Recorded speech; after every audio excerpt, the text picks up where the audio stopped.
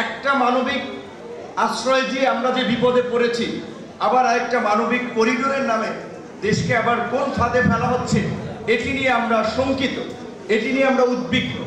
আন্দোলন সংগ্রাম বিভিন্ন পরিকল্পনায় এবি পার্টি, রানা ভাইয়ের চেম্বারে, মঞ্জু ভাই, আমি, ববি আজাদ ভাই, মামুনুল হক সাহেবের মহাসচিব জালাল ভাই, অনেকেই গোপন ষড়যন্ত্র করেছে যে কীভাবে এই ফ্যাসিবাদের পতনে একটা ইউনিটি গড়ে তোলা যায়, দলমত নির্বিশেষে। আপনার জেনারেল পাবলিক কিংবা আলেম ওলামা, ছাত্র, শিক্ষকদেরকে বিভিন্ন ফন্ডে মুভমেন্ট করা যায়, এটা আমরা একসাথে অনেক আলাপ আলোচনা করেছি। এমনকি এই আন্দোলনের মাঝখানে একটা ছবি সম্ভবত 17 তারিখে, 17ই জুলাই, যেদিন আমরা গায়েবাড়া জানাজা করেছিলাম, আমরা 3 দিক থেকে 3টা মিছিল আমরা আনকনসিয়াসলি আসলে একত্রিত হয়েছিলাম। যদিও পত্রিকায় নিউজ করেছিল যে লাইক আমরা কোনো হয়তো প্ল্যান করে করেছি কিনা, কিন্তু প্ল্যান করে না, মিছিলে একত্রিত হওয়া। আজকে এবি পার্টির আজকে এতদিন তো আমরা একটা এই ধরনের প্রতিষ্ঠা পাচ্ছি, কিন্তু প্রোগ্রামও বাইরে আমরা করতে পারি না। এবং এখানে একজনকে দেখতে পাচ্ছি, তার কথা আসলে একটু বলতেই হয় যে আপনারা জানেন যে গত 16 বছরে আমাদের যে সিভিল সোসাইটি বলতে আমরা যাদেরকে বুঝি, নাগরিক সমাজ, খুব কম মানুষ আছে যারা এই ফ্যাসিবাদের বিরুদ্ধে ভোকাল ছিলেন। দিলারা চৌধুরী তাদের মধ্যে একজন, এবং সে আমাদেরকে এবি পার্টিকে প্রত্যেক প্রোগ্রামে অনুপ্রাণিত করেছেন। আমার একটা আফসোস, আমি অনেকে পার্সোনালি বলেছিলাম, দিলারা চৌধুরীর অ্যাডভাইজার হওয়ার কথা ছিল।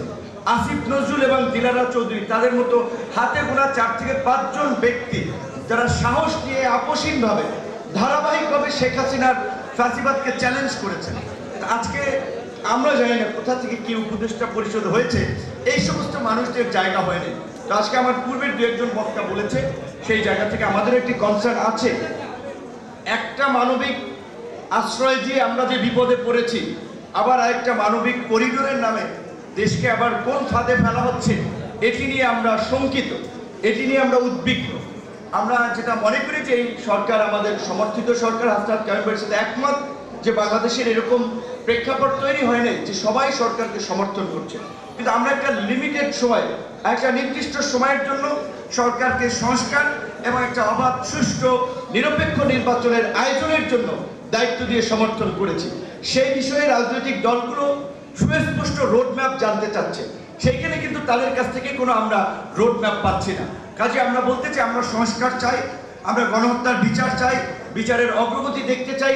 একই সাথে বাংলাদেশের মানুষ 16 বছর ধরে তার যে ভোটের আকাঙ্ক্ষা, জনপ্রতিনিধি নির্বাচনের আকাঙ্ক্ষা, তার একটা সুস্পষ্ট রূপরেখা আমরা অনতিবিলম্বে এই সরকারের কাছ থেকে আমরা জানতে চাই।